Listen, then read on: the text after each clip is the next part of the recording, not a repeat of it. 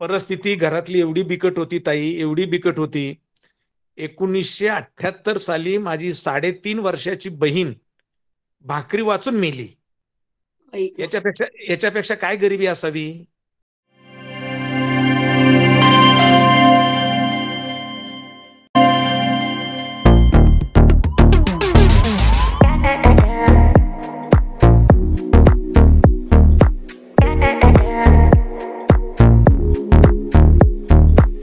संविधान जागृती देशाची प्रगती या व्याख्यानमालेतील 1010वे पुष्प गुंफताना समितीला अत्यंत आनंद होत आहे. या हेतूने आपण अशा वंदनीय व्यक्तींची मुलाखत घेण्याचा उपक्रम समितीतर्फे सुरू करत आहोत. मला खूप आनंद वाटतो की ह्या पहिल्याच उपक्रमामध्ये आपण सर्वांनाच परिचित असलेले आणि आपल्या आयुष्यात अतिशय महत्वाचं काम केलेले आदरणीय प्राध्यापक दिवा बागुल सर, जे राष्ट्रीय प्रवचनकार आहेत, प्रसिद्ध व्याख्याते आहेत, मुख्य संयोजक आहेत, धम्म अभियानाचे कार्य त्यांचे खूप जोरात चालू आहे आणि महाराष्ट्रभरच नव्हे तर राष्ट्रीय आणि राज्य पातळीवर सुद्धा त्यांचा खूपच मोठा प्रचाराचा झोत चाललेला असतो. आणि अशा या अत्यंत महत्वाच्या, अत्यंत चांगल्या प्रकारचे कार्य करत असलेले, धम्माला उजाळा देऊन लोकांच्या मनामध्ये विश्वास निर्माण करणारे आपले बागुल सर यांची आपण आज पहिल्यांदाच मुलाखत घेणार आहोत. त्यांचा परिचय किती केला तरी तो संपणार नाही, कारण त्यांनी अतिशय बिकट परिस्थितीमधून आपलं शिक्षण पूर्ण केलेलं आहे. BA LLB तर झालेलेच आहेत, पण त्यांनी अनेक शाखांमधलं अनेक पदव्या त्यांनी प्राप्त करून घेतलेल्या आहेत आणि सावित्रीबाई फुले विद्यापीठामध्ये ते सुरुवातीलाच प्राध्यापक म्हणून रुजू झाले आहेत. तेव्हा इतक्या मोठ्या प्रमाणामध्ये त्यांनी काम केलेलं आहे आणि 2008 पासून अगदी ठळक काही 1-2 गोष्टी सांगते या ठिकाणी. आणि हा जो त्यांचा प्रवास आहे तो आपण खरं म्हणजे त्यांच्या मुलाखतीतून माहिती करून घेणार आहोत, उलगडणार आहोत. पण सगळ्यात महत्वाचं लक्ष आपलं मी वेधू इच्छिते की 2008 पासून त्यांनी देवरोड ते नागपूर येथे धम्मरथ काढलेले आहेत, गावोगावी धम्म प्रवचन दिलेले आहेत. जगातील सगळ्या धम्म बांधवांनी एक दिवस एकत्र आले पाहिजे यासाठी त्यांची चळवळ चालू आहे. त्यांच्या धम्म कार्याची दखल घेऊन थायलंडमध्ये त्यांचा गौरव करण्यात आलेला आहे, श्रीलंकेमध्ये त्यांचा गौरव करण्यात आलेला आहे. आणि अशा थोर व्यक्तिमत्व असून सुद्धा स्वतः इतके नम्र आणि शांतपणे त्यांचं काम चालू असतं. पण जसं झाकल्या माणिक जसा असतो त्याप्रमाणे मला सरांचं संपूर्ण व्यक्तिमत्व हे अतिशय प्रभावी वाटतं आहे. तेव्हा आपल्या सगळ्यांच्या तर्फे आदरणीय बागुल साहेबांचे मी मनापासून स्वागत करते. सगळ्यांच्या वतीनं त्यांना पुन्हा एकदा जय भीम करते. आणि या सगळ्या जो आपला जीवन प्रवास आहे तो बौद्ध धम्मेच नव्हे तर संपूर्ण भारतामधील जे दीनदलित लोक आहेत, जे इतरांपेक्षा कमी समजलं जातं ज्या लोकांना, अशा प्रत्येकासाठी या काळातलं जे व्यक्तिमत्व आहे ते खूपच महत्वाचं आहे. कारण त्यांचं जीवन, आजची जी सामाजिक परिस्थिती पाहिली तर त्यामध्ये आणि सरांच्या लहानपणाचा जो कालावधी होता आणि नुकतीच कुठं अस्पृश्यते विरुद्ध चळवळ चालू होती, त्यापूर्वीचे जे दैन्य अवस्था वगैरे होती, त्या सगळ्यातूनच आपले मागच्या 2-3 पिढ्यांचे लोकांनी खूप सहन केलेलं आहे. तशा परिस्थितीतून पुढे येणं, टिकून राहणं आणि एक मला आनंदाने असं वाटतं की दिवा बागुल म्हटलं की मला ते एक ज्योत लक्षामध्ये येते. आणि असं या ज्योतीचं काम करत असलेले सर आपल्या मध्ये आज आहेत. मी सरांचं पुन्हा एकदा स्वागत करते आणि त्यांचं अंतरंग उलगडण्याचा प्रयत्न मी करत आहे. तेव्हा सर, मनापासून आपलं स्वागत करून मी अगदी सुरुवातीला अगदी प्राथमिक स्वरूपाचा प्रश्न आपल्याला विचारू इच्छिते की सर, अजूनही आपल्या भारतामध्ये अनेक लोक शाळेमध्ये जात नाहीत. या काळात सुद्धा असं मी शिक्षणाधिकारी म्हणून जेव्हा मी पाहते तेव्हा गेल्या 20 वर्षामध्ये जे लोक शाळेत गेलेले नाहीत अशाही मुली आजही माझ्या लक्षात येत आहेत. आता अशी परिस्थिती होती आणि पूर्वीची मात्र तेव्हाची 50-60 वर्षापूर्वीची जी परिस्थिती होती त्या परिस्थितीला आपण सामना देऊन प्राथमिक शिक्षण सुरू केलेलं आहे. तर अगदी सुरुवातीचं, कारण कोणतेही मोठं कार्य करायचं असेल तर ते छोट्या बीजापासून सुरू होतं. तसं खूप मोठ्या व्यक्तीचं अ, कार्य किंवा त्याचं जीवनाची खरी सुरुवात ही प्राथमिक शिक्षणामध्ये होत असते. आणि म्हणून आमच्या सगळ्या श्रोत्यांना मनापासून एक मनात प्रश्न आहे, की अशा मोठ्या व्यक्तींचं लहानपण कसं असतं? त्यांचं शिक्षण कसं असतं? त्यांच्या आई-वडील आणि घरातील कुटुंब कसं असतं? तर सर, मी आपल्याला विनंती करते, की आपण पुन्हा एकदा बालपणामध्ये झेप घ्यावी आणि त्यावेळचं वातावरण आमच्यापर्यंत पोहोचवावं. आदरणीय बागुल साहेब. महाकारुणी तथागत भगवान गौतम बुद्ध, परमपूज्य डॉक्टर बाबासाहेब आंबेडकर यांना मी विनम्र अभिवादन करतो. आणि आज 1010व्या कार्यक्रमापर्यंत ज्यांनी मजल मारली त्या संविधान विश्लेषक समिती, त्याचप्रमाणे बहुजन हिताय बहुजन सुखाय समिती आणि अन्य संस्था, या सर्वांना मनापासून धन्यवाद देतो. त्यांच्या कार्याला मनापासून धन्यवाद देतो. आणि 5-6 दिवसापूर्वी आयुष्यमान मुकेश गायकवाड यांनी माझ्यापुढे एक प्रस्ताव मांडला होता, की आपण या कार्यक्रमामध्ये काही व्यक्तींच्या मुलाखती घेण्याचा कार्यक्रम करणार आहोत आणि त्यामध्ये सुरुवातीला तुमची मुलाखत घ्यायला हरकत नाही असा त्यांनी माझ्याकडे प्रस्ताव दिल्याच्या नंतर मी त्यांना स्वाभिमानाने होकार दिला. आणि काल परवा 2 दिवस आदरणीय शारदाताईंनी माझ्याशी चर्चा केली, मुकेश गायकवाडांनी माझ्याशी चर्चा केली आणि चर्चेअंती मग आजचा दिवस हा ठरला गेला. मी पहिल्यांदा दिलगिरी व्यक्त करतो. स्मार्टफोन हाताळणं मला थोडंसं अवघड जात असतं, म्हणून ती कदाचित माझी कमकुवत बाजू असेल. आपण कृपया समजून घ्यावं ही नम्र विनंती असेल.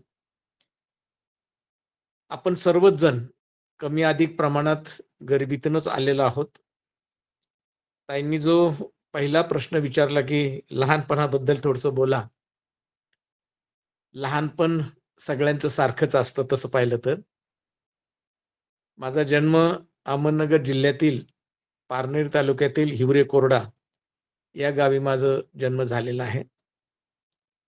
मला असं सांगण्यात येतंय की मी जन्मल्याच्या नंतर 6 महिन्यानंतर माझ्या आईला मला सोडावं लागलं आणि माझ्या मोठ्या मावशीने त्यावेळेला माझा सांभाळ केलेला आहे. हिवरे कोरडा तालुका पारनेर जिल्हा अहमदनगर या ठिकाणी मी लहानाचा मोठा झालो. त्या ठिकाणी दररोज म्हणजे त्यावेळेला शाळा सकाळी 7:30 ते 10:30 भरायची आणि दुपारी 2:30 ते 5:30 भरायची.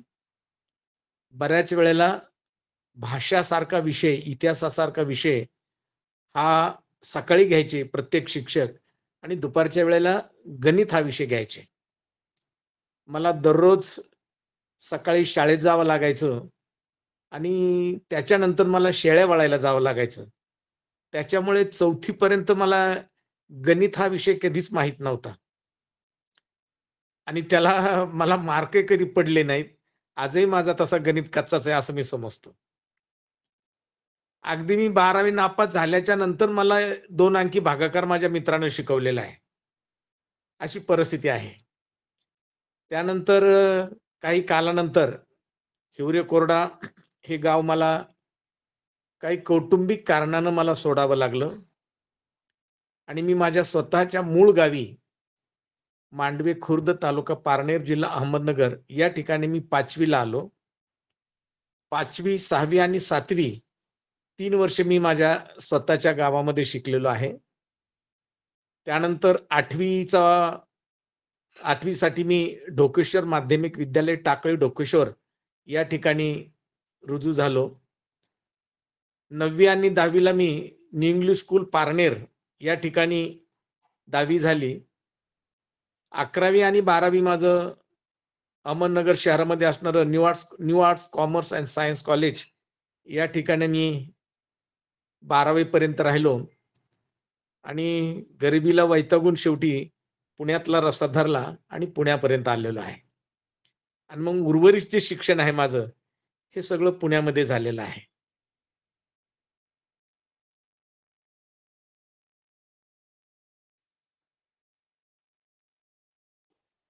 अं, खूपच वेगळी वेगळ्या प्रकारे आपल्याला या शैक्षणिक वातावरणामध्ये वेगवेगळे अनुभव आलेले आहेत. आणि जनरली एकाच ठिकाणी सगळ्यांचं शिक्षण होतं, परंतु आपल्याला प्रत्येक टप्प्यावर नवीन शाळेमध्ये जाण्याचा अनुभव आला आहे. आणि तरी सुद्धा आपण 12वी पर्यंत शिक्षण घेतलेलं आहे आणि पुढेही आपण शिकलेले आहात. हे पुढचं मग 12वी नंतरचं शिक्षण कसं झालं तुमच्याकडे? 12वी नंतर मग मी पुण्यामध्ये आलो. काय हां. त्यावेळेला त्यावेळेला पुण्यामध्ये 1982-83 या कालावधीमध्ये सिम्बॉयसिस कॉलेज जे आहे, सिम्बॉयसिस लॉ कॉलेज या ठिकाणी 12वी नंतरचा LLB चा अभ्यासक्रम सुरू झाला होता. ओके. आणि त्या ठिकाणी मी ॲडमिशनसाठी गेलो. ॲडमिशनची फी भरपूर होती. माझ्याकडे पैसे तसे फी भरायला नव्हते. परंतु त्यावेळेला सिम्बॉयसिस सोसायटीचे डायरेक्टर डॉक्टर S.B. मुजुमदार यांना मी भेटलो. मी पायजामा घातला होता आणि साधं शर्ट होतं आणि तोही पायजामा पांढरा नव्हता, तर तो रेघळा पायजामा होता. आणि त्यांना काय वाटलं कोणास ठाऊक, त्यावेळेला त्यांनी मला ₹48 मध्ये LLBच्या पहिल्या सत्रासाठी मला त्यांनी प्रवेश दिला. आणि मग त्याच ठिकाणी मी BSL केलं, LLB केलं, DLL केलं, LW केलं, त्याच ठिकाणी DTL पण केलं. अशा पद्धतीने शिक्षणाची माझी वाटचाल सुरू झाली. LLB नंतर मी पुन्हा MSW केलं. MSW नंतर पुन्हा MA सोशिओलॉजी केलं. त्यानंतर ज्या पुणे विद्यापीठामध्ये, त्यावेळेचं पुणे विद्यापीठ, आताचं सावित्रीबाई फुले पुणे विद्यापीठ, या ठिकाणी मग पाली आणि बौद्ध अध्ययन याचा 1 वर्षाचा AD-BS केला. त्यानंतर 2 वर्षाचा PGD-BS केला. त्याच्यानंतर पुन्हा 2 वर्षाचा SCB केला. अशा रीतीने माझं पुढे मग उच्च शिक्षण झालं. दरम्यानच्याच काळामध्ये मग शारदाताईंचा एक शब्द आला, की सर पुणे विद्यापीठामध्ये प्राध्यापक आहेत. मी नमूद करू इच्छितो, की पुणे विद्यापीठामध्ये मी प्राध्यापक नाही. परंतु पुणे विद्यापीठाचं जे वैशाल शिक्षण मंडळ आहे, मी तिथे व्याख्याता म्हणून आहे. गेले 30 वर्ष मी तिथे व्याख्याता म्हणून आहे.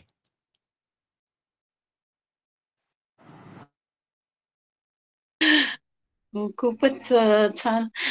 मला विचारायचं की सर एकामागे एक आपण एवढ्या पदव्या घेतल्या, तर त्या सगळ्या सिम्बायोसिसच्या मध्येच घेतलं की अवतीभोवती वेगवेगळ्या कॉलेजमध्ये? नाही, मी सिम्बायोसिसमध्येच घेतल्या.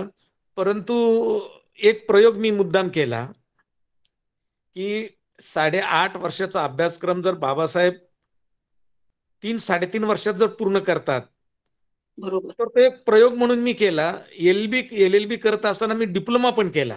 बघूयात म्हणलं, LLB करताना आपल्याला DLL करता येईल का, DTL करता येईल का, असा प्रयत्न केला. आणि त्याच्यात मला यश मिळालं. एक सगळ्यात मोठी गोष्ट अशी, की 1 वर्ष असं आलं फायनल इयरला मला LLBला. सकाळी 11 ते 2 माझे LLBचा फायनलचा पेपर आणि 3 ते 6 माझा DTLचा पेपर. म्हणजे एका दिवसात मला 2-2 पेपर द्यायची वेळ आली. आणि बापरे! अभ्यासाच्या पुस्तकं नसायची. मग रात्र-रात्र लायब्ररीत बसायचं. आणि समोर बाबासाहेब असायचे. त्याच्यामुळे प्रश्नच येत नव्हता, की त्या बापानं जर तशा पद्धतीने घेतले शिक्षण, तर मला का जमू नये? हा उद्देश डोळ्यापुढे ठेवून सलग पुढचे 2 वर्ष मग एका बाजूला डिग्री आणि एका बाजूला डिप्लोमा, डिग्री आणि डिप्लोमा असं डबल डिग्र्या मिळवत राहिलो. खूपच प्रेरणादायक आहे सर. आपण हा 84 साली आणि 12वी नंतर हा विचार केलाय, की एकाच वेळेला आपण डिग्री पण घ्यायची आणि बाकीच्या पण पदव्या घ्यायच्या. तर हा जो विचार आहे तो आज सुद्धा आपल्या विद्यार्थ्यांमध्ये नाहीये. तेव्हा मुलाखत घेण्यामागचा आमचा जो हेतू आहे, की जे काही व्यक्तीचे अंतर्गत वेगवेगळे अनुभव असतात आणि आपण तर प्रयोग म्हणून हे केलेलं आहे. तर खरोखरच मुलाखत ऐकणाऱ्या प्रत्येकाला ही एक नवीन आपण चाणाक्ष दृष्टी दिलेली आहे आणि त्याचा आधारही आपण सांगितलाय, की डॉक्टर बाबासाहेब आंबेडकर जर काय इतकं काही करू शकतात, तर मी थोडासा त्या दिशेनं प्रयत्न का करू नये? ही जी स्फुल्लिंग आहे, चेतना आहे, ती खूप महत्वाची आहे आणि आपल्या श्रोत्यांनी निश्चितपणे अंडरलाईन केलं पाहिजे सरांचं हे मोठेपण आणि व्यक्तिमत्व. म्हणजे हा प्रयोग करण्याची शक्ती आहे, ही स्वयंस्फूर्ती आहे. अशी स्वयंस्फूर्ती असल्याशिवाय मोठं होता येत नाही, असं मी या ठिकाणी निश्चितपणे नमूद करू इच्छिते. मला आणखी एक प्रश्न सर येतो, की घरी आपली आर्थिक परिस्थिती कमी नसताना 1-2 डिग्री घेतली, की लगेच लोक सर्व्हिसला लागतात, नोकरी करतात. असं आपल्याला वाटलं नाही का या कालावधीमध्ये? फार माझ्या अंतःकरणातला हा प्रश्न विचारला आपण. मी सगळ्यांना सांगू इच्छितो की आम्ही जवळजवळ 8 भावंड. वडिलांना नोकरी हं, नाही. खेडेगावामध्ये दिवसभर आईला काबाड कष्ट करावं लागायचं आणि संध्याकाळची सगळ्यात मोठी आम्हाला पंचायत असायची की संध्याकाळी भाकरी मिळेल की नाही. या विवंचनेत असताना त्यावेळेला वडिलांना असं वाटायचं की माझ्या मुलानं ITI जावं, त्यांनी मेकॅनिकल व्हावं, असं काहीतरी करावं आणि त्यांनी पटकन नोकरी करावी. तर वडिलांच्या इच्छेखातर आता ही मोठी गमतीची गोष्ट आहे ताई. हं. मला 10वी पास झालो. 10वी पास झाल्याच्या नंतर ITI लगेच नंबर लागला माझा. बरोबर, ITI नंबर लागला, मग ITI गेलो. बरोबर. तोपर्यंत DEDचा फॉर्म भरला होता. मग ITI गेलो.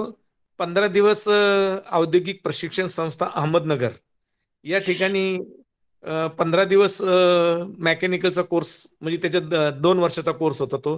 15 दिवस तो कोर्स केला. नंतर विचार केला की मी मेकॅनिकल होईल, मी कुठल्या तरी खाजगी कंपनीमध्येच कामाला लागेल, फर्स्ट सेकंड थर्ड ड्युटी करून एक कामगार मी होईल.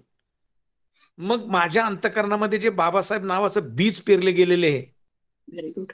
त्या बीजाच्या वृक्षाचं त्या वृक्षाला मला मोडू नाही द्यायचं. मला आयुष्यभर हात काळे करून नुसता कामगार होऊन याच्यापेक्षा मला अजून काही दुसरं करता येईल का? म्हणून मग ते सोडलं आणि त्याच वेळेला तिसऱ्या दिवशी मला DEDचा कॉल आला होता. मग मी बरं. DEDच्या कॉलेजला गेलो. महाराष्ट्र अध्यापक विद्यालय, अहमदनगर. त्या ठिकाणी हं. मग मी जॉईन झालो. एक महिनाभर मी DED कॉलेजला रेग्युलर गेलो. DED कॉलेजला माझं महिन्याभरात बऱ्याच लोकांसह पॉप्युलर झालो. त्याच्यानंतर पुन्हा विचार केला की मी DED होईल, मी साधा शाळा मास्तर होईल आणि कुठल्या तरी खेडेगावामध्येच मी आयुष्यभर काढणार आहे. तिथेच माझं लग्न होईल, माझे कार्टे बिरटे सगळे तिथेच राहतील. आणि मग बाबासाहेब म्हणाले होते की तुम्ही खेडं सोडा आणि शहराकडे जा. मग या शहराचं काय? म्हणून मग शेवटी तेही सोडलं आणि मी 11वी आर्टला प्रवेश घेतला, 11वी कॉमर्सला प्रवेश घेतला आणि मग 11वी 12वी तिथे केलं. वाईट गोष्ट एवढी की तिथे काही खाण्याची सोय नव्हती, परंतु एक वसतिगृह होतं. नवा मराठा बोर्डिंग म्हणून होतं. त्या हं. बोर्डिंगमध्ये मला जेवणाची आणि राहण्याची व्यवस्था झाली. 11वीला माझं चांगलं गेलं, 12वीलाही चांगलं गेलं, परंतु 12वीला नेमकं हे झालं की दिवाळीच्या नंतर आमचं ते वसतिगृह होतं, ते संस्थेने बंद केलं. आई गं! आता बंद केल्याच्या नंतर वसतिगृह बंद केल्यानंतर मला तर शक्यच नाही. म्हणजे मी खोली घेऊन राहू शकत नाही. मी कोणाकडं नातेवाईकांकडे नाही, तिथे कोणी नातेवाईक. मी काहीच करू शकत नाही. ताई मी तिथे 8 दिवस कसे तरी उपाशी तापाशी काढले. काय?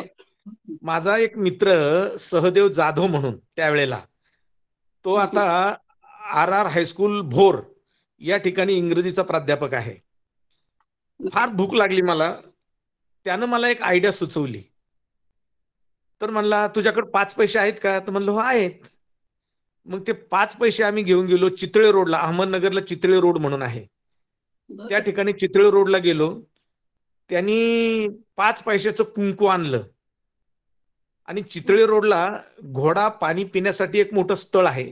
तिथे 12 महिने पाणी असतं घोड्यांना पिण्यासाठी. त्यावेळेला टांगा असायचा नगरमध्ये.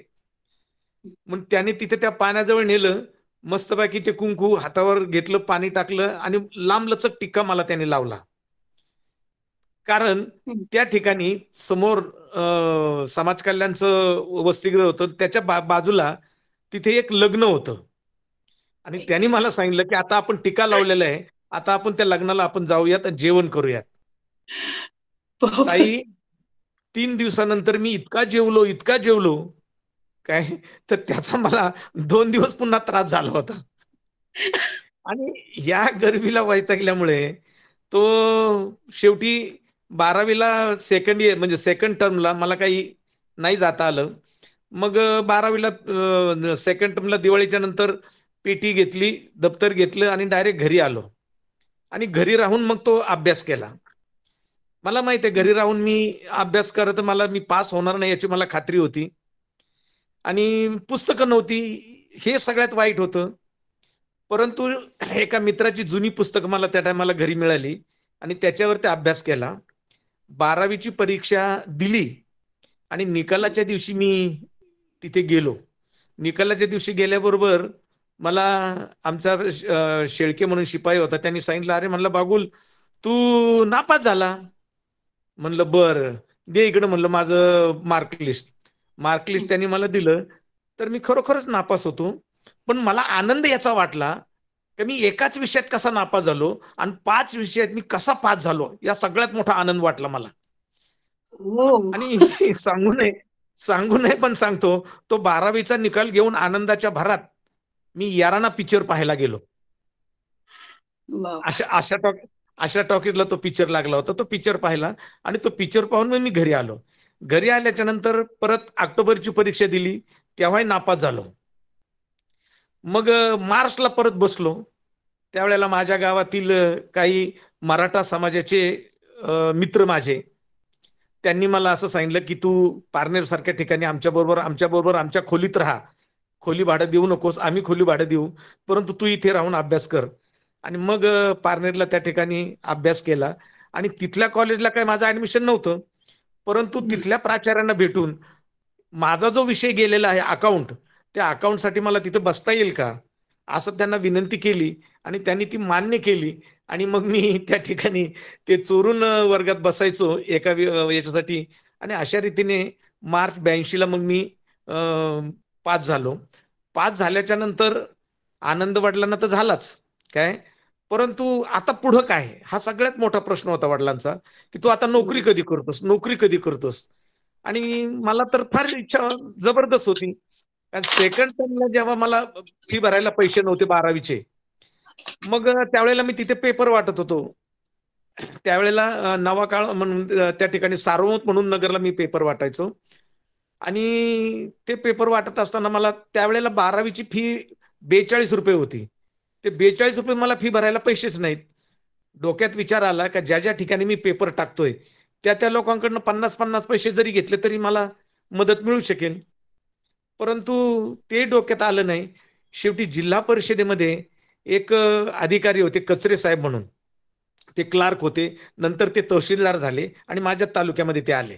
मग त्यांनी मला एक आयडिया सुचवली, की एखाद्या वरिष्ठ अधिकाऱ्याला भेटून तुला मदत मिळू शकेल. मग वरिष्ठ अधिकारी म्हणल्यावर मी डायरेक्टच कलेक्टरकडे गेलो. त्यावेळेला अनिल कुमार लखीना म्हणून कलेक्टर होते आणि ते हिंदी भाषिक होते. त्यांना मराठी येत नव्हतं. मी डायरेक्ट त्यांच्या पुढे उभा राहिलो. एका बाजूला शर्ट पूर्ण फाटलेला, रेगळा पायजामा, आतून अंडरपॅन्ट मला 12वी पर्यंत नव्हती, हे लक्षात घ्या. काय अशा अवस्थेमध्ये त्यांना भेटलो. त्यांना काही मराठी येत नव्हतं. माझी काय हिंदी फारच विचित्र हिंदी माझी.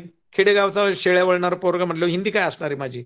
पण त्यांना त्या तोडक्या मोडक्या भाषेमध्ये मी सांगितलं त्यांना, की अशी अशी माझी परिस्थिती आहे, असं असं मी आहे, मी अशा अशा कॉलेजला आहे आणि मला ₹42 पाहिजेत. आता त्यांना फक्त हे कळालं की याला ₹42 पाहिजेत. मग त्यांनी काय केलं त्यावेळेला, निवासी कलेक्टर म्हणून ते जे पी बुधवंत हो, हो. जे.पी. बुधवंताचा परिचय मी तुम्हाला आता असं देतो. क्रांती रेडकर नावाची जी IAS ऑफिसर झाल्या मध्यंतरी, त्यांच्याबद्दल वादळ उठलं होतं, आठवतं ना तुम्हाला सगळ्यांना? हो, हो, हो, हो. हा, तिचे आजोबा. तर तिचे बापरे! आजोबा आमच्या जिल्ह्यामध्ये त्यावेळेला जे.पी. बुधवंत साहेब म्हणून ते निवासी कलेक्टर होते. मग निवासी कलेक्टरांकडे मला यांनी पाठवलं आणि पाठवल्यावर मग त्या निवासी कलेक्टरनी सगळी माझी खात्री करून घेतली. कॉलेजला फोन केला.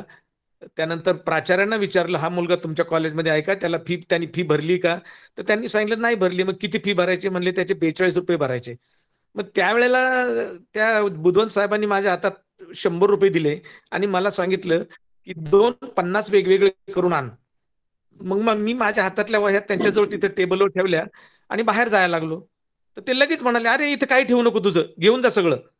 घेऊन जा म्हटल्यावर माझ्या हं, डोक्यात तूप पेटली. किंवा मी पळून कुठे जाऊ नये म्हणून मी वह्या इथे ठेवते आणि हे मला वह्या घेऊन काय जायला सांगतात.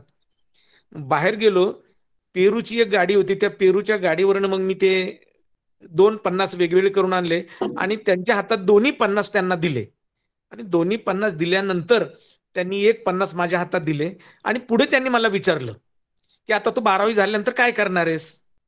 तर हं, म्हटलं, "मला 12वी झाल्याच्या नंतर म्हणलं LLB करायचंय." "अरे," म्हणले, "तुला आता 12वीला पैसे नाही फी भरायला, तू LLB कसं करणार? आणि LLB करायचं हे तुझ्या डोक्यात का आलं?"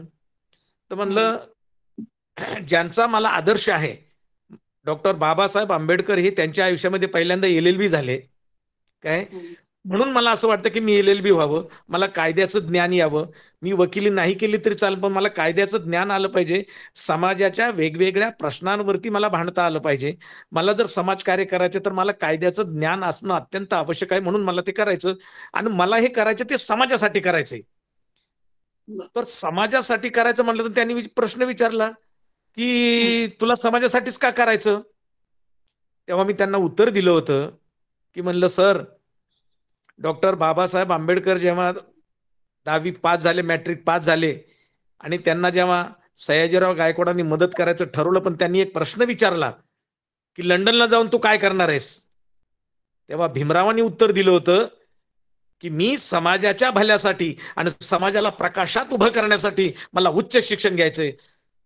त्या कलेक्टरनं सांगितलं, "साहेब, माझी तीच भूमिका आहे, की मला समाजासाठी काहीतरी करायचंय." आणि त्यांनी खुश होऊन मला ते दुसरे 50 पण हातामध्ये दिले. वाह! वाह! अशा रीतीने माझी ती 12वीची परीक्षा मी अशा पद्धतीने ठेचा खात आलो. बापरे! म्हणजे सगळा हा प्रवास ऐकून अक्षरशः अंगावर रोमांच येतायत आणि एकाच शब्दात म्हणायचं तर धावत आलं शक्ती येई आणि रस्ता सापडे. या भूमिकेतून तुम्ही धावत राहिलात आणि हे धावण्याच्या पाठीमागे कारण असं होतं, की विद्यार्थी दशेतच आपण डॉक्टर बाबासाहेब आंबेडकर यांचं हो, हो, हो, हो, जीवनचरित्र हो. वाचलेलं होतं. फार महत्वाची आणि गोष्ट माझ्या आयुष्यात ती मला मिळाली. अगदी, अगदी. फार महत्वाची. आणि परिस्थिती घरातली एवढी बिकट होती ताई, एवढी बिकट होती. 1978 साली माझी 3.5 वर्षाची बहीण भाकरी वाचून मेली. आई गं! याच्यापेक्षा याच्यापेक्षा काय गरिबी असावी? नाही, नाही. काय असावी? अक्षरशः आणि तुम्हाला माहित ऐकून आपल्या आपल्या पिंपरी चिंचवड शहरामध्ये डॉक्टर मुनेश्वर होते. पूर्वी आठवतं तुम्हाला? हो. हो, हो, हो. भुवनेश्वर. हां, ते डॉक्टर मुनेश्वर 1978 साली आमच्या शेजारच्या गावात साकूर म्हणून आहे. त्या ठिकाणी ते सॉरी टाकळी डोकेश्वर म्हणून आहे. त्या ठिकाणी ते मेडिकल ऑफिसर म्हणून होते. हां, मुलीची डेड बॉडी तिकडे नेता येत नाही म्हणून त्यांनी आमच्या घरी येऊन स्टँडवरती सगळ्या बाजूनं असे लुगड्याचं पाल लावून त्या मुलीचं तिथं त्यांनी PM केलेलं आहे. माझ्या बहिणीचं त्या. बापरे! आणि केवळ भाकरीसाठी गेली ती. मला खरंच पुढे माझा निःशब्द होत आहे खरंच. इतकं आणि सुद्धा असं जेव्हा जेव्हा त्या भाकरीसाठी तिच्या अंगावरनं ते चाक गेलं ना बैलगाडीचं, तेव्हा चाक गेल्याच्या नंतर सुद्धा ती जोरात उभी राहिली आणि जोरात भाकर म्हणली आणि नंतर जी कोसळली, ती कोसळली शेवटी. इतक्या गरिबीतून मी आलेलो आहे. लोकांना आजला ते बागुल सरांकडे पाहिल्याच्या नंतर फार वाटू शकतं, परंतु तसं नाही. मी अत्यंत कफल्लक आहे. ज्ञानाने नाही बाकी पण श्रीमंत आहे. ही श्रीमंती म्हणजे एक खूप मोठी प्रेरणा आहे आपल्या मला श्रोत्यांशी संवाद साधायला आवडेल, की मगाशीच मी म्हटलं की मुलाखतीच्या मागे आमचा उद्देश आहे असा की आपण आत्मपरीक्षण करायचं आहे. मला नक्की खात्री आहे की सरांच्या आयुष्यामध्ये जेवढे प्रसंग आणि संकट आलेले आहेत, बहिणीचं जाणं आणि भाकरीसाठी जाणं हे याच्यापेक्षा दुःख हे वेगळं असूच शकत नाही. आणि त्याच वेळेला माणूस सगळं सोडून अं, वेगळं ध्येय सोडून देण्याच्या स्थितीमध्ये असतो. पण सरांनी इतक्या सगळ्या संकटांवर बाबासाहेबांचं जे सयाजीरावांना दिलेलं उत्तर आहे, ते लक्षात ठेवून जाणं, ही हिंमत ज्या बौद्ध तरुणामध्ये असेल किंवा भारतीय तरुणात असेल, तो खरंच सरांसारखाच मोठा होईलच अशी मला खात्री आहे. आणि श्रोत्यांनी आत्मपरीक्षण करून पुन्हा बाबासाहेबांचं, गौतम बुद्धांचं तत्वज्ञान वाचावं आणि आपल्या आचरणामध्ये निश्चित बदल करावा. हे मी कळकळीने आपल्या सगळ्या श्रोत्यांना विनंती करते. आणि सरांचं ज्वलंत जे उदाहरण आहे, त्याच्या मागे जे सत्यता आहे, ती खरंच काळजाला घर करून ठेवणारी आहे. मी सर आपल्याला खूप बोलतं केलं, मी त्याच्यासाठी माफी पण मागते. नाही पण नाही आज खरोखरच हृदय हेलावून टाकणारच आपलं आयुष्य निश्चित आहे. नाही आणि माझ्या आम्ही आयुष्यात, हॅट्स ऑफ करतो. बरं का ताई, माझ्या आयुष्यात ही पहिली मुलाखत आहे. त्यामुळे का कोणास ठाऊक दबलेल्या अंतःकरणाला कुठेतरी पटकन वाट मिळाली, अशी माझी भावना याच्यामध्ये आहे ना. हो सर. कुठेतरी ते त्या जखमेतला पू जोपर्यंत बाहेर येत नाही तोपर्यंत जखम वेदनाची थांबत नाही ना. अगदी. कदाचित या मुलाखतीनंतर माझी वेदना थोडी शमेल पण, असं मला वाटतं. आणि त्यासाठी तुम्ही सर्वच जण ज्यांनी माझा कार्यक्रम आयोजित केला, तुम्ही आणि मुकेश गायकवाड आणि इतर सगळेच आहेत काय, या सर्वांना मी मनापासून खरं तर धन्यवाद देईल की मला बोलतं केलं आपण. कारण माझ्या पाठीमागचं जे दुखणं आहे हे कोणाला माहित नाही. लोकांना फक्त बागुल सर दिसतो, बाबासाहेबांच्या रूपात दिसतो, हे दिसतो, ते दिसतो, माझ्याकडे गाडी आहे, ते आहे. हे सगळं जगण्यासाठीचे नाटक आहे. ते मला करावं बरोबर. लागतंय. माझ्या नाटकाचा पहिला अंक आणि दुसरा अंक हा अत्यंत विचित्र आहे. तिसरा अंक आता हा वेगळाच आहे. तिसऱ्या अंकाला आपण जरा हो, सुधारलेलो असतो. हो. अ, आणि मला आपल्या बोलण्यातून आणि वक्तव्यातून लक्षातच आलं आहे की डॉक्टर बाबासाहेब खूप आपल्या हृदयात असल्यामुळे एवढ्या सगळ्या अडचणी सहन करून सुद्धा आपण ज्ञानार्जन केलं. ज्ञानार्जन करता करता आपल्याला मित्रांची पण खूप साथ मिळाली. त्यांनाही मला धन्यवाद द्यावेसे वाटतात की नकळतपणे का होईना, परंतु जेवणाच्या पंक्तीमध्ये आणि टिळा लावून गेलेले आहेत. मग किती म्हणजे कल्पनेच्या पलीकडचं आहे आम्हाला. असंही करता येतं हे आणि करावं लागतं. या दोन्ही गोष्टी आमच्या कल्पनेच्या पलीकडच्या आहेत. पण हृदयामध्येच असा भाव असेल, निश्चय असेल, भविष्याबद्दलची खात्री स्वतःची, म्हणजे स्वतःचं आयुष्य स्वतः घडवा, अत्तदीप भव, हे जे बाबासाहेब म्हणतात ते काय आहे? ते आपल्याला तुमच्या आयुष्यामधून आमच्यापर्यंत पोहोचत आहे आणि खूपच आनंद वाटत आहे. आणि मग ह्या सगळ्या करत असतानाच आपण चळवळीकडे वळालात. त्याला काही वेगळं असं काही कारण आहे का? हो, महाविद्यालयातले शिक्षक वगैरे त्यांनी आपल्याला कसं आणखी यासाठी मार्गदर्शन केलं असेल? ती ती त्याबद्दल सुद्धा थोडं. फार गमतीची गोष्ट आहे. काय, माझे एक मामा आहे, बन्सी घंगाळे म्हणून. तर त्यावेळेला मी लहान असताना, म्हणजे मी लहानचा मोठा मामांकडे झालो. आणि ते हां, हां. मामा त्या काळात निळी टोपी घालायचे. मला ते आश्चर्य वाटायचं की गावातल्या सगळ्या लोकांना फेटे आहेत, पांढऱ्या टोप्या आहेत, आणि मामा निळी का घालतात.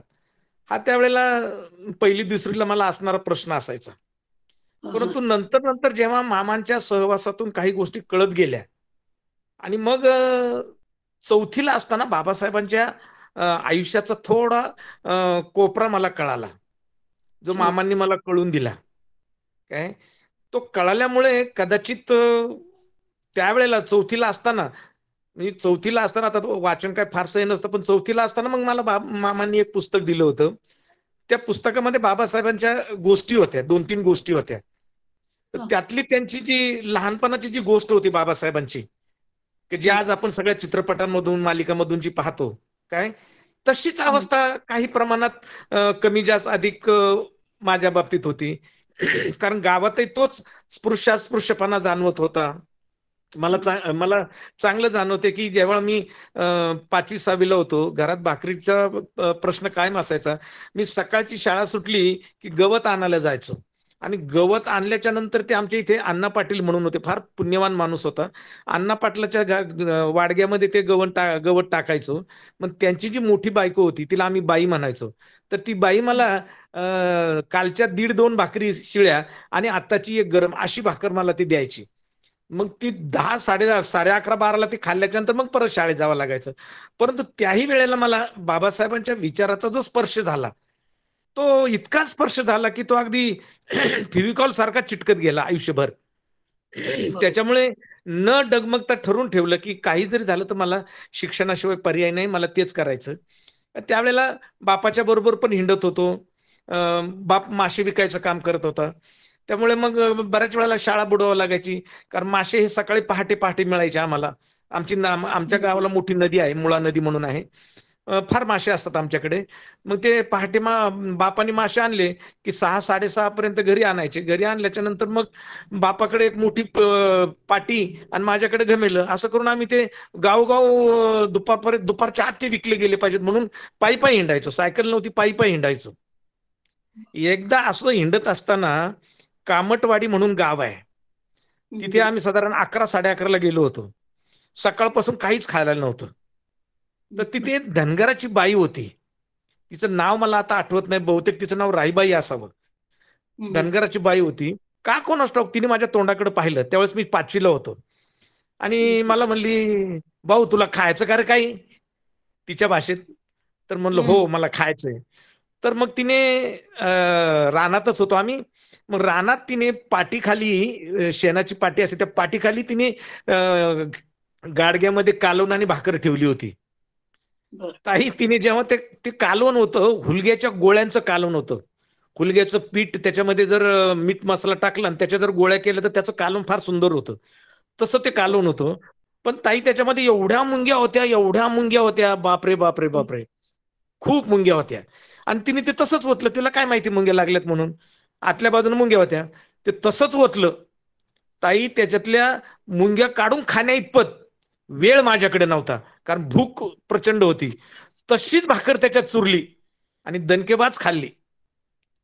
असे चळवळीचे हे असे प्रचंड अनुभव आलेले आहेत, खूप अनुभव आलेत.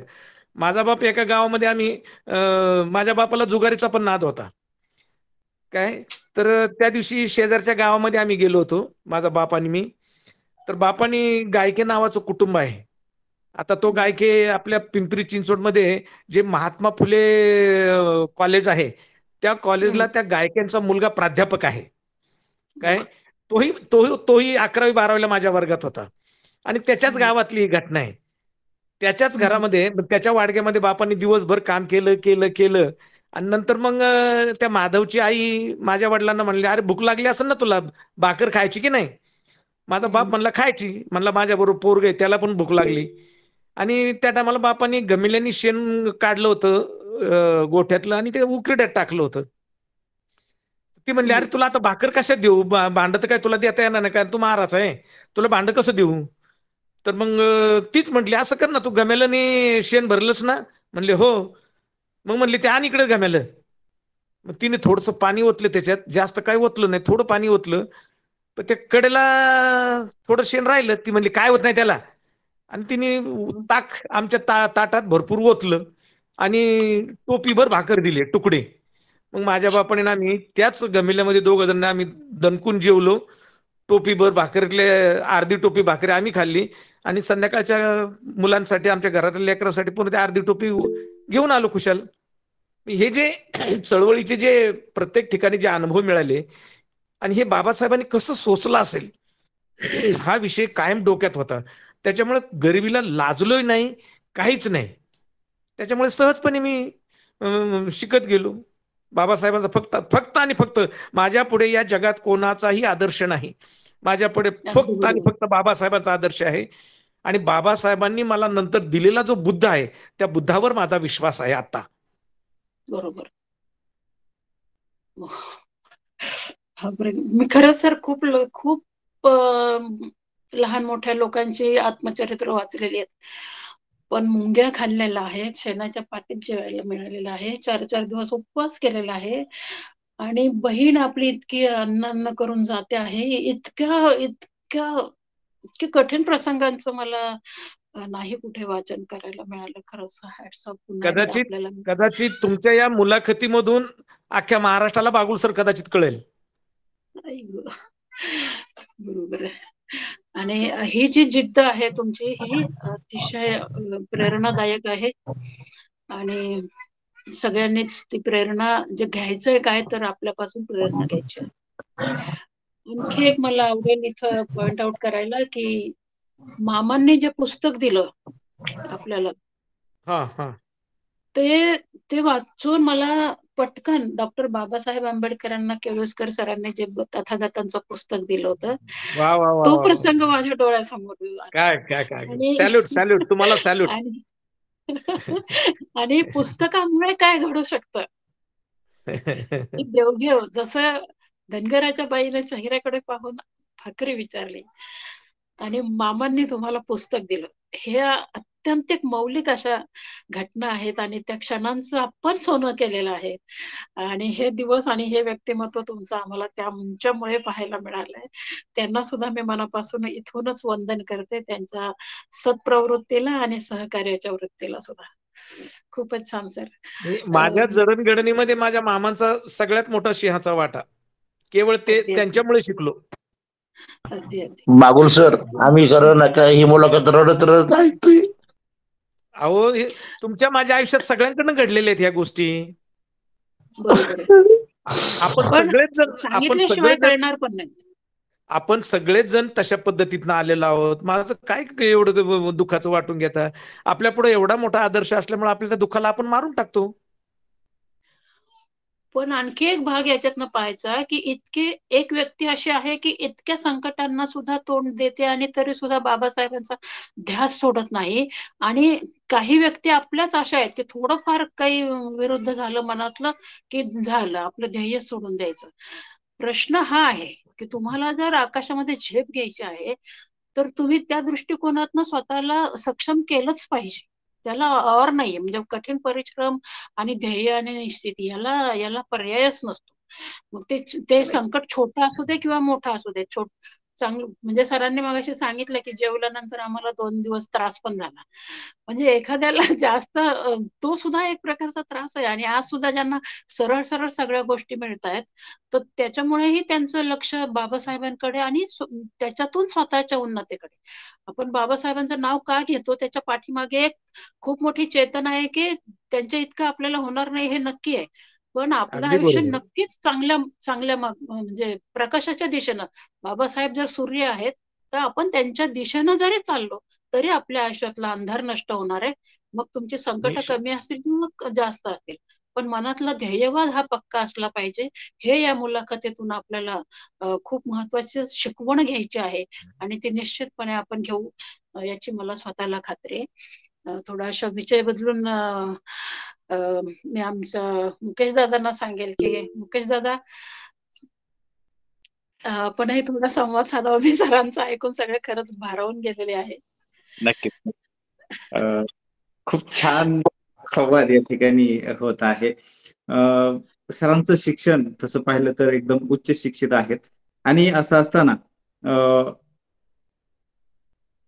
आपलं उच्च शिक्षण घेतलंय परंतु आपल्या घरामध्ये खरंच कोणी उच्च शिक्षित होतं का की ज्याच्या माध्यमातून तुम्हाला त्यांचं मार्गदर्शन लाभलं. एक माझं उदाहरण देतो की मी 12वीत होतो आणि 12वीच्या नंतर नेमकं काय करायचं हे मला माहित नव्हतं. कारण मला घरात कोणी सांगायला असं उच्च शिक्षित किंवा कोण नव्हतं किंवा 12वी नंतर कोणती साईड घ्यायला पाहिजे.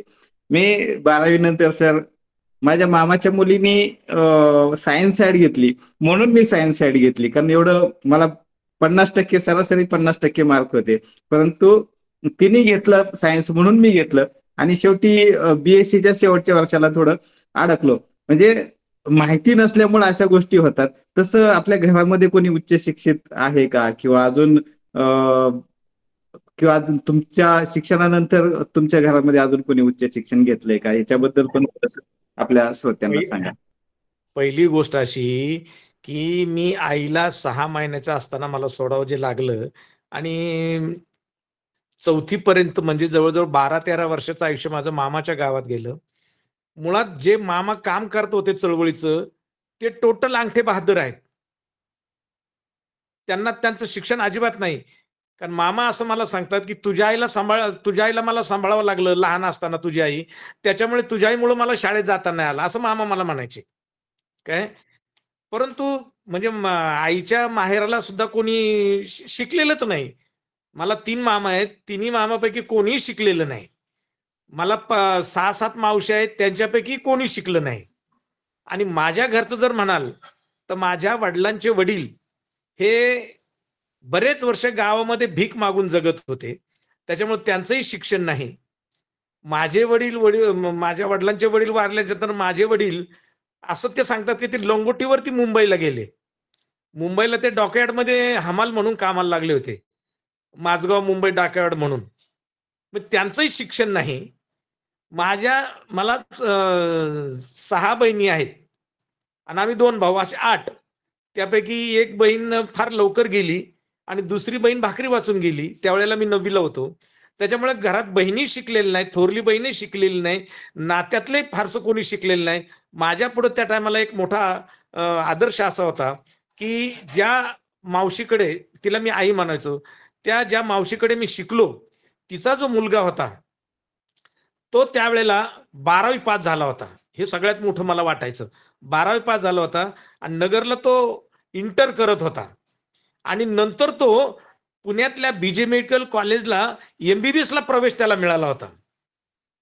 मग तो जेव्हा गावाकडे यायचा तर त्याचं बोलणं पाहून, त्याचा तो रुबाब पाहून मला असं वाटायचं की हा फार मोठा झालाय, मग मला काय शिकता येणार नाही. मग तो जर डॉक्टर झाला तर मी का वकील होऊ नये, ही त्यावेळची भावना. आणि केवळ त्या व्यक्तीमुळे, ज्या व्यक्तीला आज पुण्यामध्ये, महाराष्ट्रामध्ये चांगलं ओळखतात, तुम्हाला नाव सांगतो, पंचशील हॉस्पिटलचे संचालक आणि डॉक्टर गायकवाड हॉस्पिटलचे संचालक आणि पुण्यातले प्रसिद्ध सर्जन डॉक्टर PT गायकवाड हे माझे सख्खे मावस भाऊ आहेत. पुण्यात आल्याच्या नंतर पहिल्यांदा बीजे मेडिकल कॉलेजच्या हॉस्टेलला E14 या क्रमांकाच्या खोलीमध्ये मी राहिलेलो आहे. आणि जेव्हा मी डॉक्टर PT गायकवाडला दादा म्हणतो, मोठा भाऊ म्हणून. मग तो MBBS झाल्याच्या नंतर जेव्हा तो फर्स्ट हाफ करायला यवतला गेला, त्यावेळेला मला तिथं राहण्याची व्यवस्था झाली नाही. मग त्यावेळेला 15-20 दिवस माझा प्रश्न आला की राहायचं कुठं, खायचं कुठं. त्यावेळेला सगळ्यात एक महत्वाची घटना घडली की पुणे स्टेशनला जर तुम्ही पाहिलं तर पुणे स्टेशनला महात्मा गांधींचा पुतळा आहे, त्याच्या पुढच्या बाजूला हॉटेल श्रीकृष्ण पॅलेस आहे. त्यावेळेला LLBच्या फर्स्ट इयरला होतो. श्रीकृष्ण पॅलेस हॉटेलमध्ये शेवटी वेटर म्हणून कामाला लागलो आणि 15-20 दिवस त्या ठिकाणी तिथं मग काम केलं आणि मग तिथूनच कॉलेजला जायला लागलो. जेव्हा त्या मालकाला कळालं की हा LLB करतोय, मग त्यांनी माझं काम बदलवलं. अगोदर सुरुवातीला मला त्यांनी मोरीवर काम दिलं. मोरीवर काम करणं सगळ्यात अवघड, कारण मोरीवर सारखे भांडे येतात, सारखे बोट असे त्या निरमाच्या पावडरने बोट असे सडल्यासारखे व्हायचे. नंतर त्याला कळालं की हा पोरगा LLB करतो, मग त्यांनी मला हे घ्यायला ठेवलं, भांडे फक्त जमा करायला ठेवलं त्यांनी. अशा अवस्थेतून झालो. त्याच्यानंतर मग रोकडे नावाचे आमचे एक नातेवाईक, त्यांच्याकडे आम्हाला दादानी ठेवलं. माझं हवं नको ते दादानी पाहिलं. आणि त्या काळामध्ये असेच एकदा आमचे बंशी मामा मला भेटायला आले बरं का ताई. काय तर भेटायला आल्याच्या नंतर मी रात्री 12:30-1 वाजता कपडे धुत होतो आणि मामा भेटायला आले, ते हॉस्टेललाच आले ना, डॉक्टर PT गायकवाड वगैरे आम्ही सगळे त्या ठिकाणी होतो. त्या मेडिकलच्या विद्यार्थ्यांमध्ये मी राहत होतो. तर 12:30-1 वाजता मी कपडे धुत होतो रात्रीचं. मामा लगवीला उठले आणि बाथरूम मध्ये आले. म्हणले काय रे तू काय करतो? म्हणले काय नाही, कपडे धुतोय उद्याच्याला घालायला. तर मामाला ते जाणवलं की याला कपडे नाही. मग मामानी सकाळचं मला कॉलेजला जाऊ दिलं नाही त्या दिवशी. मला म्हणले चल माझ्या बरोबर. मग आम्ही दोघंही विदाऊट मुंबईला गेलो, मामांनी. आणि मामाने मला अशा नातेवाईकांकडे नेलं त्या नातेवाईकांकडे माझ्या वयाची मुलं असतील अशाच नातेवाईकांकडे नेलं.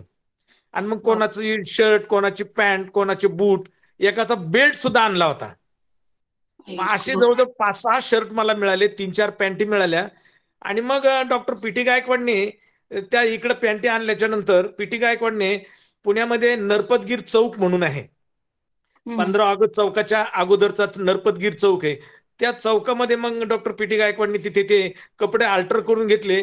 अशा रीतीने मी LLB चा पहिला विद्यार्थी. मग पायजामा सोडून पॅन्ट घालायला लागलो. त्या सगळ्या अशा आयुष्यातल्या अशा गोष्टी असतात, सहन करायचं असतं आपण. बापरे बापरे. प्रत्येक प्रत्येक अवघड दिवस नवीन अवघड आहे. आणि अवघड आहे. पण शिक्षण झाल्याच्या नंतर सर असं तुम्हाला वाटलं की आता आपल्याला हे व्हायचं की तुमची अपेक्षा काय होती? हे व्हायचं किंवा डॉक्टर व्हायचंय, वकील व्हायचंय, किंवा तुम्हाला तेच झालं की अजून तुमची काय अपेक्षा वेगळी होती? नाही नाही, काय मला फक्त एवढंच व्हायचं होतं की बाबासाहेबांसारखं मला शिकायचं होतं. काय व्हायचं, पैसा कुठं कमवायचा आहे हा विषयच डोक्यात नव्हता. अरे बाप, फक्त मला बाबासाहेबांसारखं शिकायचं, हा सगळ्यात महत्वाचा विषय होता.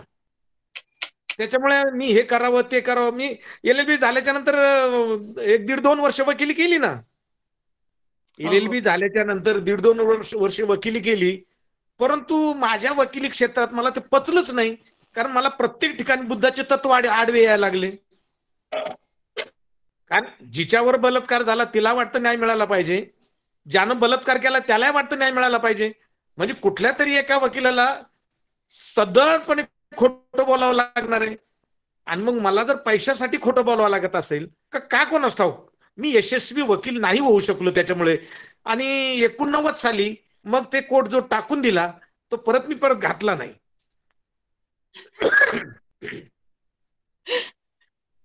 शारदाताई, ओके. बापरे, एक शेळ्या चारणारा एक छोटासा मुलगा शिकत शिकत अडचणींना तोंड देत देत डॉक्टर भावाकडे पाहून अजून एकदा पेटून उठतो आहे.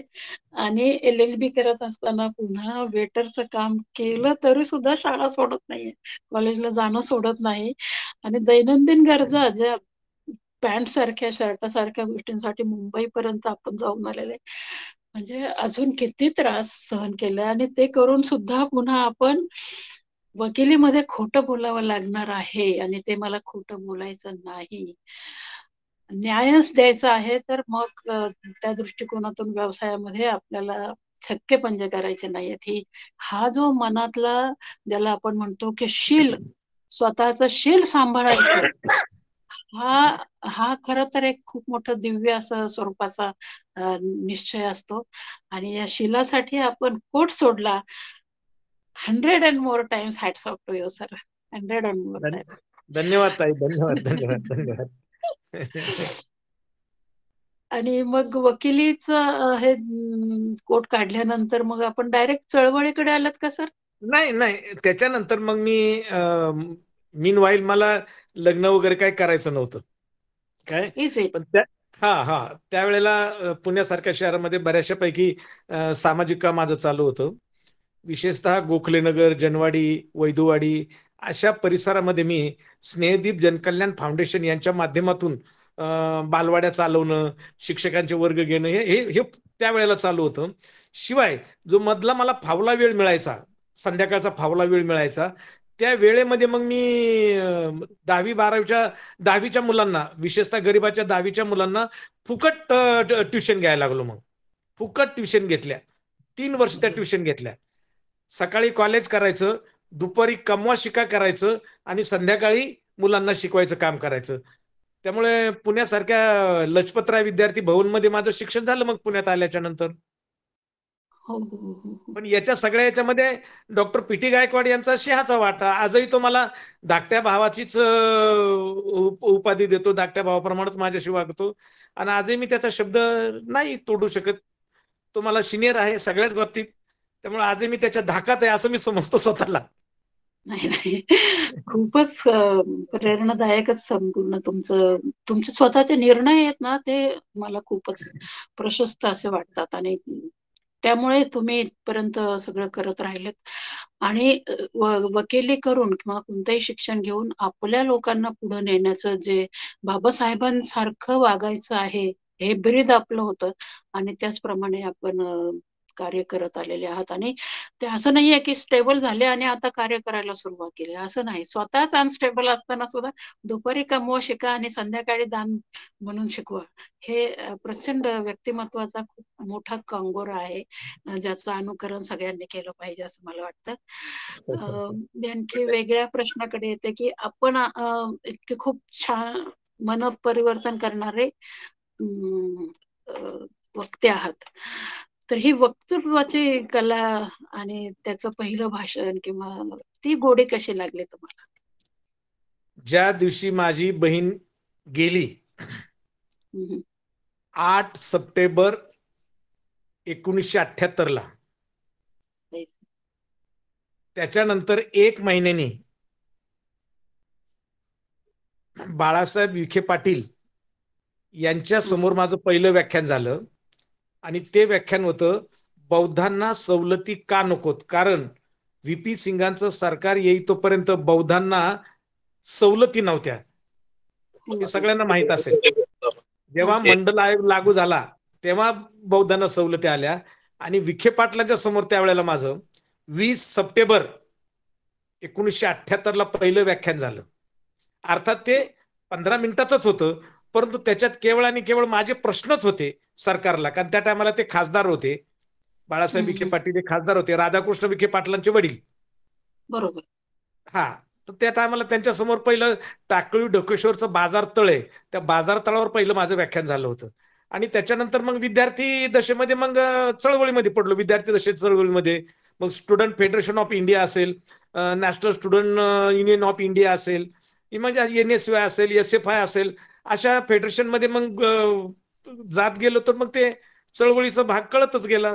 अन्याय कसा होतो, कशा पद्धतीनं होतो, का होतो हेही कळालं. त्याच काळामध्ये मग मी पॅन्थरला जॉईन झालो. कुठे? दलित पॅन्थरला जॉईन झालो. माझ्या तालुक्याचा मी अध्यक्ष होतो त्यावेळेला 78 साली. त्यावेळेला काही काही गावं मी फार तंग केले, तर लाजही वाटायची, आले एवढंच बारीक पोरग एकच काय करतं. पण पॅन्थरचा दरारा त्या टायमाला होता, त्याच्यामुळे पॅन्थरमधून ते काम केलं. त्याच्यामुळे ती एक जिद्द मिळत गेली की नाही, आपण जर खऱ्यासाठी लढलो तर आपल्याला नक्की काहीतरी मिळत राहते. मग ते पॅन्थरनी घडत गेलो. मग पॅन्थरमुळे अनेक पुस्तकं वाचावं लागली. मग डाव्यांची पुस्तकं वाचली, उजव्यांची पुस्तकं वाचली, मी महात्मा गांधी सुद्धा वाचला. सगळ्यात महत्वाचं मला आनंद वाटतो सांगायला की बाबासाहेब तेव्हा म्हणाले, म्हणजे एका पुस्तकात बाबासाहेब त्यावेळेला म्हणत होते, मी 10वीला असताना ते पुस्तक मला मिळालं होतं. त्याच्यात बाबासाहेब म्हणाले होते की आपला धम्म हा अत्यंत श्रेष्ठ आहे. आणि हे पुस्तक जे आहे, मला हे कालकथित दादासाहेब रुपवते, माजी समाज कल्याण मंत्री, काय त्यांच्याकडून हे पुस्तक मला मिळालं होतं, कारण त्यांच्या बोर्डिंगमध्ये मी 9वी 10वीला होतो. त्याच्यामुळे त्यांच्याकडनं ते पुस्तक मला मिळालं होतं, कारण त्यांना वाटतं हे पोरग फार बोलणार आहे, म्हणून त्यांनी ते पुस्तक मला दिलं होतं बाबासाहेबांचं. आणि त्याच्यामध्ये बाबासाहेबांनी हे सांगितलं होतं की तुमचा धम्म हा जगातला 1 नंबरचा खरा आहे, तो खोटा नाही, एकही शब्द धम्मातला खोटा नाही. पण तो धम्म खरा आहे हे तुम्हाला केव्हा जाणवेल, जेव्हा तुम्ही इतर धर्माचा अभ्यास कराल तेव्हा तुम्हाला जाणवेल की आपला धम्म किती श्रेष्ठ आहे. म्हणून त्या काळात रामायण महाभारत त्या काळात मी वाचलेत. मला संस्कृती येत नव्हतं, परंतु त्याचं मराठीत रूपांतर असणारे काही ग्रंथ त्या टायमाला असायचे. नवनाथ कथासार म्हणा, भागवत म्हणा, एकनाथी भागवत म्हणा, हे जे ग्रंथ त्यांना रामायण महाभारतात वाचले, हे वाचले. पण त्या रामायण महाभारतातला ते पात्र जी होती, श्रीकृष्ण नावाचं जे पात्र आहे, हे मला नाही भावलं माझ्या अंतःकरणाला. मला त्या रामायणामधला राम सुद्धा मला भावलाच नाही. बरोबर. आणि मला बुद्ध त्याच्यात श्रेष्ठ वाटायला लागला, म्हणून मग बुद्धाकडे जास्त झुकत गेलो ना मी. आणि 9वीला असताना 78 साली व्याख्यानाला सुरुवात केली. 11वी 12वीला मी आमच्या तालुक्यातला चांगला व्याख्याता झालो होतो. बरोबर. असं झालं. पुण्यात आल्याच्या नंतर बाकी त्याला पोटेन्शियल मिळत गेलं, चांगलं त्याला खत पाणी मिळत गेलं पुण्यामध्ये आल्याच्या नंतर. आणि ते खत पाणी घालायला सुद्धा डॉक्टर पी.टी. गायकवाडच कारणीभूत त्यावेळेला. म्हणजे आपण जे म्हणतो ना की ज्ञानाचा दिवा जो पेटला तर तो दुसऱ्यांनाही पेटवतो. त्या दृष्टीने आपले बंधू आपल्याला प्रकाश देणारेच ठरले आणि त्याची स्फूर्ती घेऊन आपण स्वतः तेवत राहिलेले आहात. पी.टी. गायकवाड, वेळ झालेली आहे. मी गायकवाड बरं फक्त का, एक प्रश्न हा हा एकच हा प्रश्न विचारून मागचं सेशन आपण इथं थांबूया. बर मला बोलता बोलता असं लक्षात आलं की तुम्ही लग्न करायचं नाही असं ठरवलं. मला खरंच धक्का बसला की नाही काय झालं मला त्याच्याबद्दल आम्हाला सांगून आपण थांबू सांगतो ना. आज. डिसेंबर 92 ला मला राष्ट्रपतीकडनं सन्मानित करण्यात आलं. हो काय हो. हो. म्हणजे आणि सर खरंच त्यावेळेला हा इतक्या मोठ्या पदापर्यंत पटकन हो हो हो राष्ट्रपतींपदी हो म्हणजे हो. काय झालं? आणि त्यावेळेला असं वाटत होतं की आता लग्न करायचं नाही. काय बाबासाहेबांचं जे जीवन आहे हे लोकांना सांगणं, समाज घडवणं आणि बुद्ध लोकांपर्यंत पोहोचवणं असं ते डोक्यात होतं. त्यामुळे लग्न हा प्रकार डोक्यातच नव्हता. परंतु गावाकडं लोक वडिलांना खूप नावं ठेवायला लागली. काय हं, हं. एकदा हं. तर भोर नावाचा माणूस आहे देसवड्या गावातला. तर तो म्हणला, हं. अरे माझ्या आमच्या ओळखीची एक तुमच्या समाजाची एक चांगली मुलगी आहे, काय हरकत आहे तुझ्या पोराला करायला. तर हं.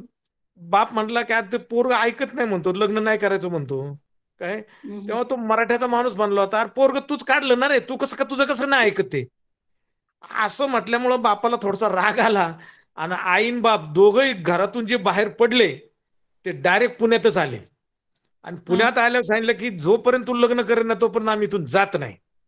काय त्यावेळेला मी ते वेश्यांच्या मुलांचं जे पुनर्वसन केंद्र होतं बरं का, हं. वेश्यांच्या हं. मुलांचं जे पुनर्वसन केंद्र होतं त्या केंद्रात मी मुख्य म्हणून काम करत होतो.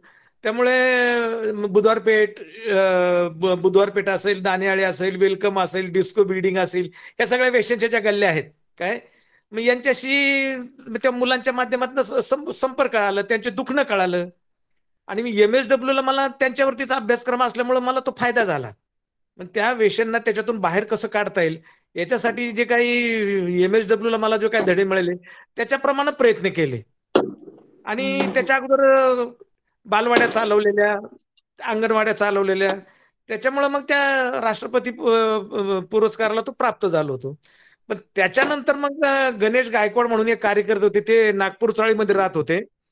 एकदा हं. ते माझ्याकडे आले आणि माझ्याकडे येऊन त्यांनी मला सांगितलं की तू लग्न करत नाही, पण तुझ्या जर सामाजिक कार्याला जर अनुरूप जर अशी मुलगी जर तुला मिळाली तर काय हरकत आहे तुला. तर म्हणलं भाऊ जरी मिळाली असं तुम्हाला वाटतं, पण हल्लीच्या मुलींना नवरा घड्याळाच्या काट्यावर घरात लागतो, त्याला हे आणावं लागतं, त्याला ते आणावं लागतं, मला ते जमणार नाही. नाही पण मला तसं साथ देणारी जर मुलगी मिळाली तर काय हरकत आहे. हं. तर म्हणलं ठीक आहे भाऊ, काय हरकत नाही. म्हणून मग मुलगी पाहायला गेलो. काय आता हं. ताई इथे एक गंमत आहे, मुलगी पाहायला गेलो तर हं. आजचे जे लेखक आहे, रानभैरीचे लेखक जे आहेत, गुलाब वाघमोडे काय, हं. यांच्या घरात मी बसलो. कारण मुलीचं घर समोर होतं आणि हे घर आड बाजूला होतं. आता मुलीच्या हं. घराचा दरवाजा आम्हाला दिसत होता. मी हं. इकडे थांबलो होतो. त्या मुलीला अगोदर बघायला एक शिया आला होता.